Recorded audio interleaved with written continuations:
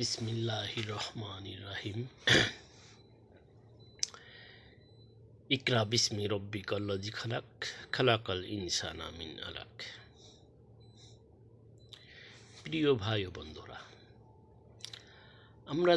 আমরা যারা সুন্নাতে খাতনা করায়ে মুসলিম করি আর গরুর গোস্ত খাওয়াই পাল্লা দেই,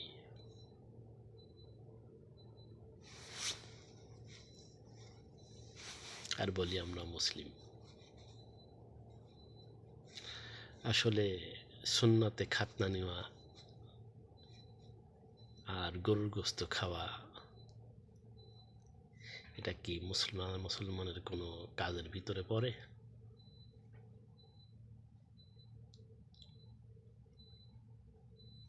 হাস্যকর বিষয়।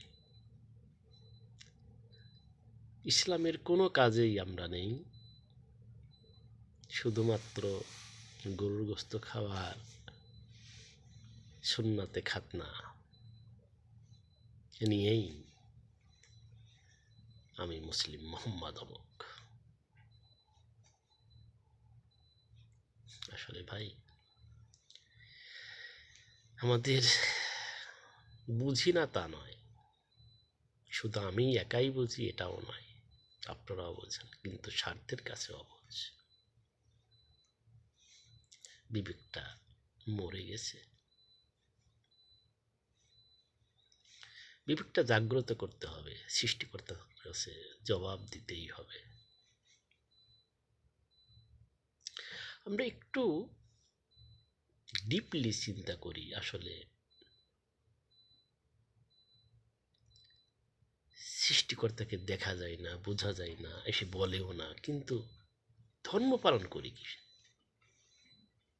আসলে সৃষ্টিকর্তা কি চান? কোরআন শক্তি এক সময় ছিল না, তাই বলি কি আল্লাহর ধর্ম ছিল না? ছিল। আল্লাহর ধর্ম প্রথমেও ছিল, মাঝেও ছিল, শেষেও আছে এবং পরবর্তীতেও থাকবে। সেটা হচ্ছে শান্তি।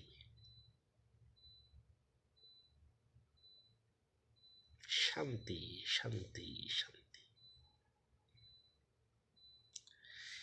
ইসলাম, ইসলাম, ইসলাম, সালাম, সালাম, সালাম। আপনি অবশ্যই যদি ইসলাম বলি তাহলে খুব সহজ মনে হয়, কিন্তু শান্তি বলতে গেলে আসলে ধর্মটাকে সহজ মনে হয় না।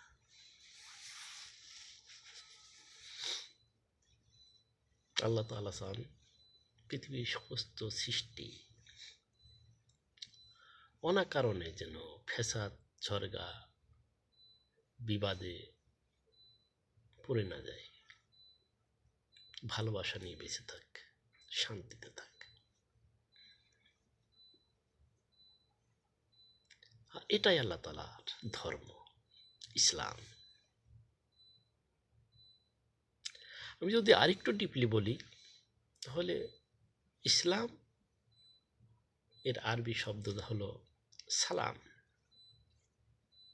আমরা বলি আসসালামু আলাইকুম ওয়া রাহমাতুল্লাহি ওয়া বারাকাতুহু, আপনার উপর শান্তি বর্ষিত হোক। তার অর্থ কি? আপনার উপর শান্তি বর্ষিত হোক, আপনি সুখে থাকেন, আপনি ভালো থাকেন, প্রেমময় জীবনযাপন করেন, এটাই তো বলি। আর পিছন দিক থেকে এসে পিন মারি, হয়েছে, ঠিক হয়েছে, হয় না। এবার আসি সালাম, শান্তি। ইসলাম, ইসলাম হলো শান্তির পথ। ইসলাম হলো শান্তির পথ। যে পথে হাঁটলে, যে পথে চললে, যেভাবে চললে শান্তি বিরাজমান থাকে, সেটাই হলো ইসলাম। এখন বলি, যে আমাদের ভিতরে কারা অশান্তি করে আর কারা শান্তির জন্য কাজ করে।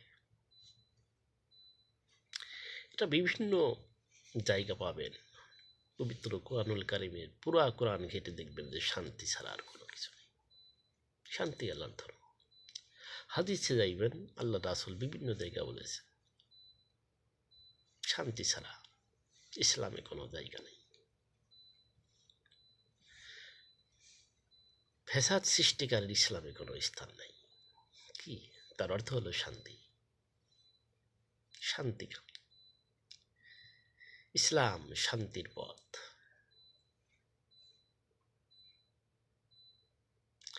সালাদটা কি?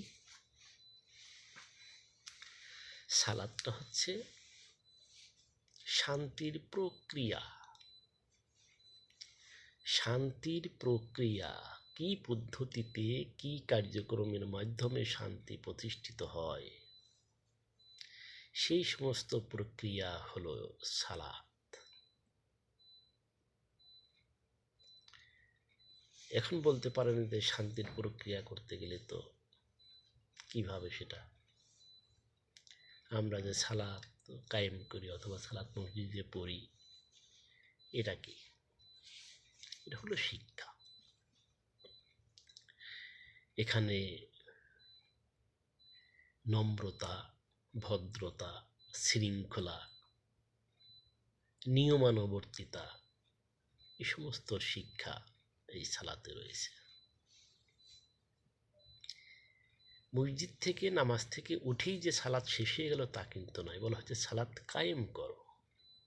সালাত কিন্তু শেষ হয়ে যায় না।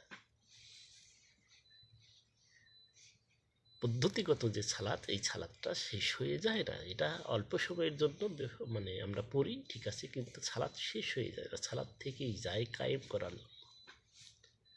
আমরা যে নিয়ম শৃঙ্খলাটাকে আল্লাহ তাআলার কাছে ওয়াদা করে আসি, সেই ওয়াদা মতো চলাই হলো কায়েম করা। আল্লাহ তাআলা কি বলেছেন? সূর্য হিলা থেকে রাতের অন্ধকার পর্যন্ত সালাত কায়েম করো। তার অর্থ কি দাঁড়ায়? কায়েম করতে গেলে আপনার সালাতের উপরেই থাকতে হবে। সালাতের উপরে থাকতে হবে। আপনার মসজিদ থেকে বেরিয়ে গেলেই সালাত শেষ হয়ে গেলে এমনটা নয়। এটা একটা শৃঙ্খলার ট্রেনিং সৃষ্টিকর্তা আল্লাহ রাসূলের দ্বারা যেটা শিখাইছে। এখানে সহমর্মিতা রয়েছে, আদব রয়েছে, শৃঙ্খলা রয়েছে, পরিষ্কার পরিচ্ছন্নতা রয়েছে। এক কথায় এখানে সবই রয়েছে। একটু মনোযোগ সহকারে যদি সালাতটাকে আপনারা দেখেন তাহলে দেখবেন রয়েছে এখানে শান্তির প্রক্রিয়া। সালাত মুসলিম মুসলিম কি? মুসলিম হলো শান্তিকামী। এখন বলতে পারেন না মুসলিম অর্থ হলো আত্মসমর্পণকারী। আরে যে শান্তি কামনা করে সেই আত্মসমর্পণ করে। কারণ সে অপরাধ করেছিল, সে অপরাধ স্বীকার করে শান্তির জন্য আত্মসমর্পণ করে। মূলত মুসলিম শব্দটা বাংলায় আসে শান্তিকামী। এখন ধরি আমরা শান্তিকামী কয়জন আছি? শান্তির জন্য কাজ করছে কারা? অশান্তি সৃষ্টি করছে কারা? তাহলে তারা কি মুসলিমের ভিতরে পড়ে? কারা মুসলিমের ভিতরে পড়ে, কারা পড়ে না?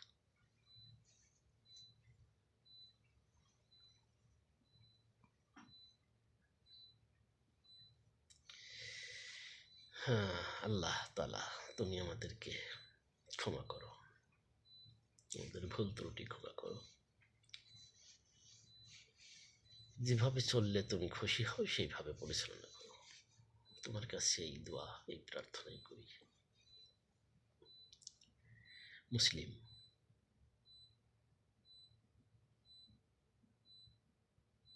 মুমিন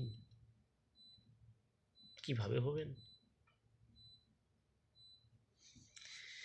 এই সমস্ত বিষয়কে দৃঢ়ভাবে আঁকড়ে ধরা, দৃঢ়ভাবে একটি ধরাই হলো মুমিন।